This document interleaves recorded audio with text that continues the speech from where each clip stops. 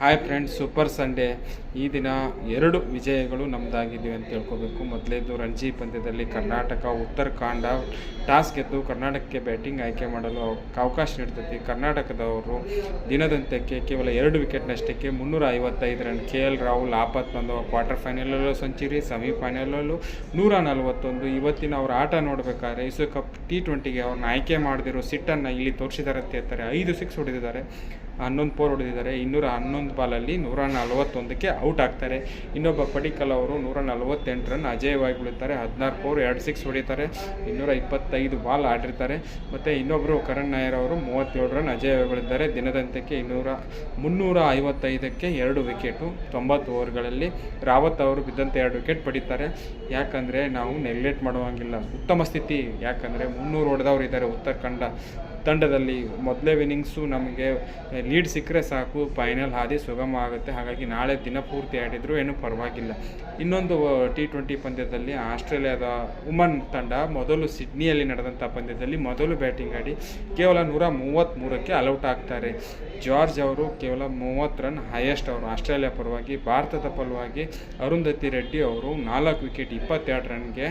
ಆಮೇಲೆ ದೀಪ್ತಿ ಶರ್ಮಾ ಅವರು 1 ವಿಕೆಟು ಬಿಟ್ಟರೆ ಚರುಣಿ ಅವರು 2 ವಿಕೆಟು. ಇನ್ನೊಬ್ಬರು ವೇಗದ ಬಾಲರಾದಂತಹ ಠಾಕೂರ್ ಅವರು ಕೂಡ 2 ವಿಕೆಟ್ ಒಗಿತಾರೆ. ಭಾರತದ ಪರವಾಗಿ ಬ್ಯಾಟಿಂಗನ್ನು ಆರಂಭಿಸಿದ ಭಾರತೀಯ ಮಹಿಳಾ ತಂಡ 5 ಓವರ್ 1 ಬಾಲಲ್ಲಿ 50 ರನ್ಗೆ ಕೇವಲ 1 ವಿಕೆಟು.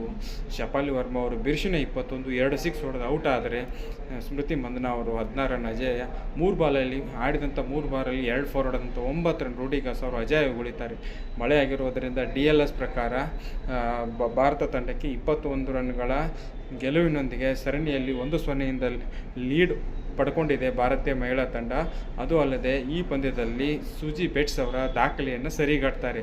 ಅಂತಾರಾಷ್ಟ್ರೀಯ ಕ್ರಿಕೆಟ್ನಲ್ಲಿ ಅತಿ ಹೆಚ್ಚು ಪಂದ್ಯಗಳನ್ನು ಆಡಿದಂಥ ನಮ್ಮ ತಂಡದ ನಾಯಕಿ ಹರ್ಮನ್ಪ್ರೀತ್ ಕೌರ್ ಅವರು 355 ಸುಜಿ ಬೆಟ್ಸ್ ಪಂದ್ಯಗಳನ್ನು ಸರಿದೂಗಿಸ್ತಾರೆ.